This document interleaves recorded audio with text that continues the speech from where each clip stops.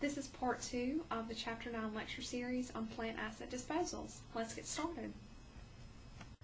There are 3 ways to dispose of plant assets. You can sell them, retire them, or exchange them.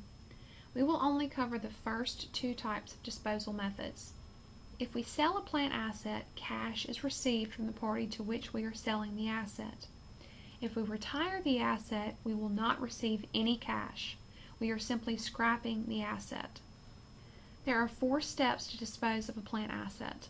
First, we must bring the depreciation up to the date of disposal. In other words, we need to record the current period's depreciation. If any time has passed since the last time depreciation was recorded, then we need to book depreciation for that time period. For example, let's assume financial statements are prepared annually and the company is on a calendar year. If an asset is sold on July 1st, then 6 months, January through June, has passed since the last time depreciation was booked, so we must book 6 months worth of depreciation. However, if an asset is sold on January 1st, then no depreciation needs to be recorded because no time has passed since it was last recorded on December 31st. If depreciation does need to be recorded, you should debit depreciation expense and credit accumulated depreciation for the calculated amount. The second step involves computing the book value of the asset on the date of disposal. The book value is simply the cost of the asset minus its accumulated depreciation. Remember from earlier chapters that accumulated depreciation is the total amount of depreciation taken on an asset since it was purchased. Don't forget to include any depreciation recorded in step 1. The third step is to compute the gain or loss on disposal.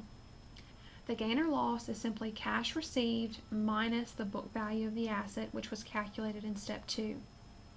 If cash received is larger than the book value, then you will have a gain. If cash received is less than the book value, you will have a loss. Remember that if we retire or scrap an asset, then cash received will be 0. The last step involves preparing the journal entry to record the disposal.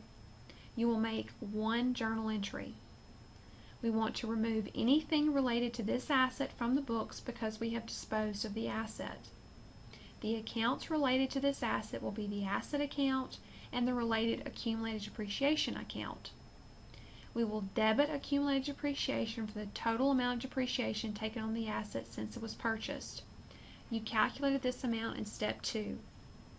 We will credit the applicable asset account for the cost.